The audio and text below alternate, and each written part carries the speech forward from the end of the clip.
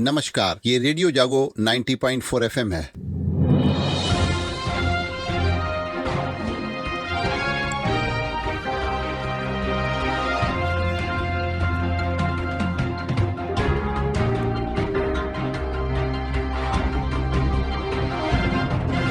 अब आप अभय शंकर गौड़ से आज की हलचल सुनिए। 7वें और अंतिम चरण का मतदान आज चल रहा है और आज इस मतदान में पूरे देश में इस समय चुनाव हो रहा है। तो आइए बात करते हैं उत्तर प्रदेश के चुनाव स्थिति की। तो उत्तर प्रदेश की जिन जिलों में आज चुनाव हो रहा है उनमें सबसे अधिक 9 बजे तक जो है मतदान प्रतिशत मिर्जापुर का रहा है 14.93%, और सबसे कम मतदान प्रतिशत रहा है बांसगांव अनुसूचित जाति के लिए सुरक्षित सीट का, जहां पर की 10.37% मतदान सुबह 9 बजे तक हुआ है। तो आज लोग जो इन क्षेत्रों में हैं वो अपने मताधिकार का प्रयोग कर रहे हैं। और आज चुनाव आयोग ने एग्जिट पोल को लेकर के भी सख्ती की है, क्योंकि आज शाम 6 बजे तक चुनाव खत्म हो जाएगा और शाम 6:30 बजे से पहले अगर कोई एग्जिट पोल दिखलाया जाएगा तो उसके ऊपर कार्रवाई की जाएगी, क्योंकि वो प्रतिबंधित है। आज 7वें अंतिम चरण की वोटिंग के लिए राहुल गांधी ने भी एक बड़ा दावा किया। उन्होंने कहा 7वें अंतिम चरण का मतदान के बाद रुझान से स्पष्ट है कि देश में इंडिया गठबंधन की सरकार बनने जा रही है। और इसी के साथ जो है आज आपको बता दें, अब उत्तर प्रदेश में भी प्रदेश के मुख्यमंत्री योगी आदित्यनाथ ने भी आज मतदान अपना किया जा करके और अपने मताधिकार का प्रयोग किया। और मतदान के बाद उन्होंने वहां उपस्थित लोगों को कहा कि प्रचंड बहुमत के साथ इस बार भाजपा की सरकार बनेगी। बीजेपी विरासत आस्था का सम्मान करती है और बिना भेदभाव के सभी के विकास को प्राथमिकता देती है। देश के मुख्यमंत्री योगी आदित्यनाथ ने यह भी कहा कि प्रधानमंत्री ने दुनिया में भारत का सम्मान बढ़ाया है। मोदी जी की साधना राष्ट्र साधना है और जनता का आशीर्वाद बीजेपी के साथ है। तो आज लोकसभा चुनाव का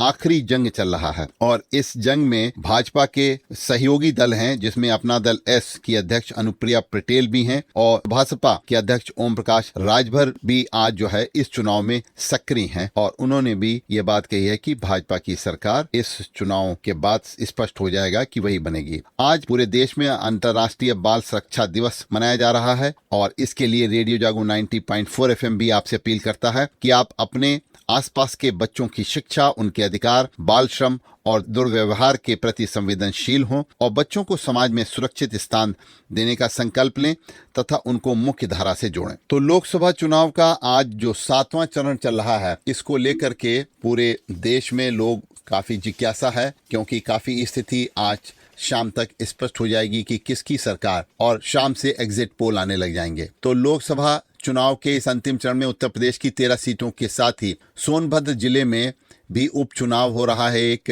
विधानसभा के लिए, और मोदी योगी के गढ़ में आज मतदान हो रहा है।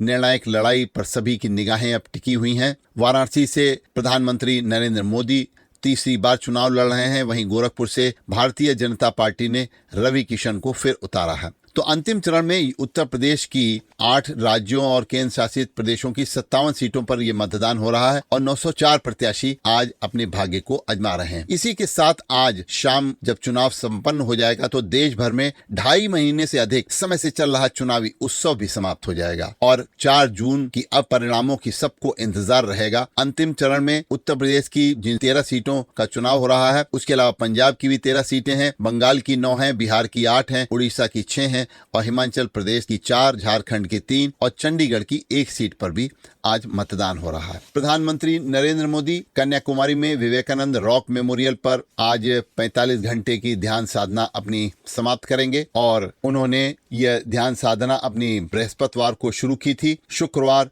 सुबह उन्होंने सूर्य को अर्घ्य दिया और 2019 के चुनाव में भी प्रधानमंत्री नरेंद्र मोदी इसी तरीके से केदारनाथ की गुफा में ध्यान लगाने के लिए गए थे। तो आज बात करते हैं अर्थव्यवस्था की। सरकार की तरफ से जो कल जारी किया गया है आंकड़े 2023-24 और जनवरी-मार्च 2024 तिमाही के आर्थिक आंकड़े प्रधानमंत्री मोदी की तरफ से अर्थव्यवस्था की नींव मजबूत होने के दावे को तस्दीक करते हैं।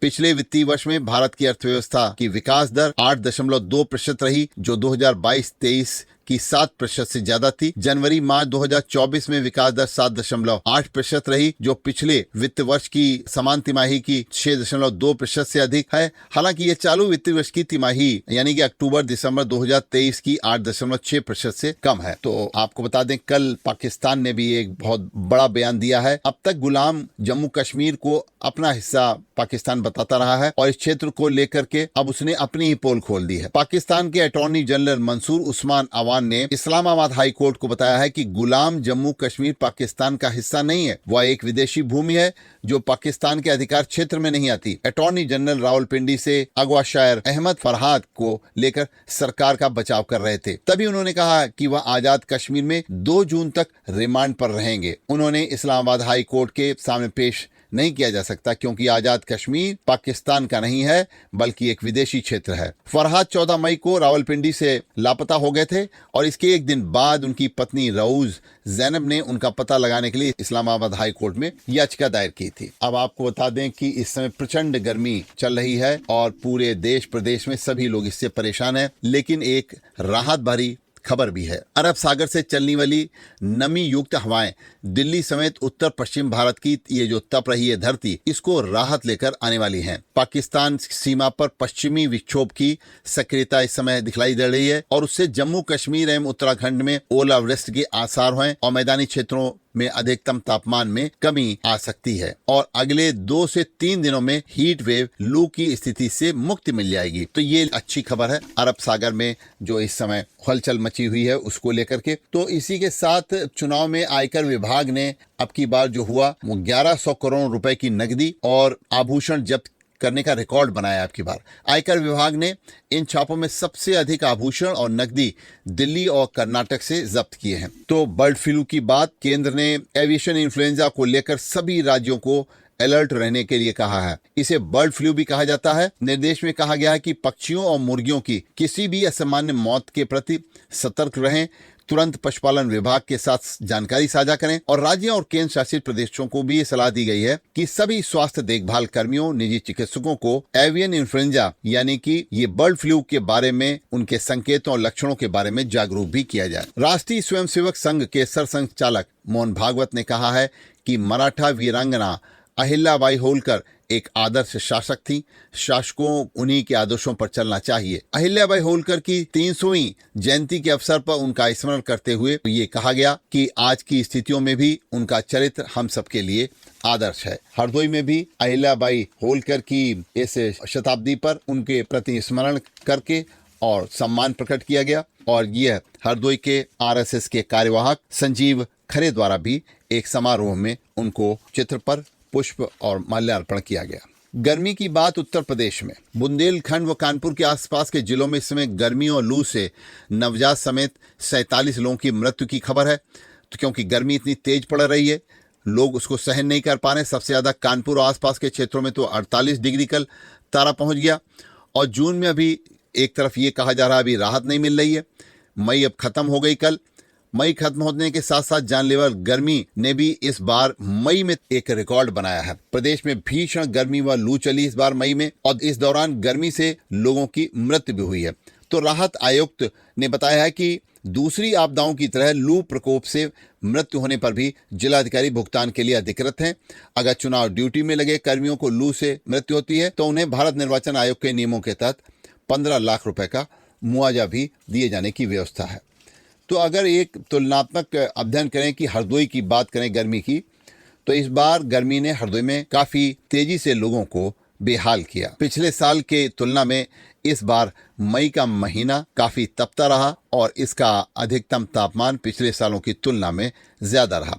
पिछले साल अधिकतम तापमान 21 मई को 43.5 डिग्री सेल्सियस था और पिछले साल 1 मई को अधिकतम 30 और न्यूनतम 21 डिग्री सेल्सियस था। वहीं इस बार 1 मई को अधिकतम तापमान 39.8 और न्यूनतम 26 डिग्री सेल्सियस रहा। तो इस बार मई में बारिश नहीं हुई, ये भी एक बहुत बड़ी बात है। जबकि पिछले साल हुई थी। इस बार मौसम में तेज धूप, लू के थपेड़े और उमस लगातार लोगों को परेशान करते रहे। पूरे मई बारिश नहीं हुई। वहीं पिछले साल 27 मई को 2 मिलीमीटर बारिश भी हुई थी। तो गर्मी के मौसम में हरदोई में जहां जहां इस तरीके के नदियां हैं, पोखर हैं, तालाब हैं, वहां ग्रामीण बच्चे राहत देने के लिए गर्मी से वहां पहुंच रहे हैं। हरदोई के पिहानी में भी धुबिया आश्रम में लोग पिकनिक कराने के लिए जा रहे हैं। इस समय वहां गर्मी के मौसम में, चूंकि वहां एक जल स्रोत है ठंडा, उसका आनंद लेने के लिए लोग पहुंच रहे हैं। तो अगर तुलनात्मक रूप में बताएं तो 2 साल में पारा कितना अंतर आया है। अगर कहें 2019 में जो है वो 29 मई को 37.5 डिग्री ये तापमान था और अब की बार ये 44 डिग्री सेल्सियस रहा है। पिछले वर्ष यानी 2023 में 30 मई को तापमान था वो 39 डिग्री सेल्सियस था और इस बार अभी आप 2 दिन पहले 45.5 डिग्री सेल्सियस रहा। अभी कल 21 मई को पिछले यानी कि 2023 में 36 डिग्री तापमान रहा, जबकि अभी कल ये तापमान 31 मई को इस साल 45.6 डिग्री दर्ज किया गया। यानी कि दोपहर की धूप और गर्मी इस कदर बार हावी है पिछले वर्ष की तुलना में कि सड़कों और दुकानों पर सन्नाटा दिखलाई पड़ रहा है। लोग वहां निकलने से बच रहे हैं और स्वास्थ्य की इन चुनौतियों से अपने को बचा रहे हैं। कल विश्व तंबाकू निषेध दिवस था और इस अवसर पर राजकीय संप्रेक्षण गृह में बाल बंदियों को तंबाकू गुटखा न खाने की शपथ दिलाई गई और इसमें जिला जज और जिलाधिकारी ने संप्रेक्षण गृह की व्यवस्थाओं की भी समीक्षा की। तो अभी आप सुन रहे थे अभय शंकर गौड़ से आज की हलचल। सुनते रहिए रेडियो जागो 90.4 FM। आप खुश रहें, आप स्वस्थ रहें, आपके सुखमय जीवन की हम कामना करते हैं।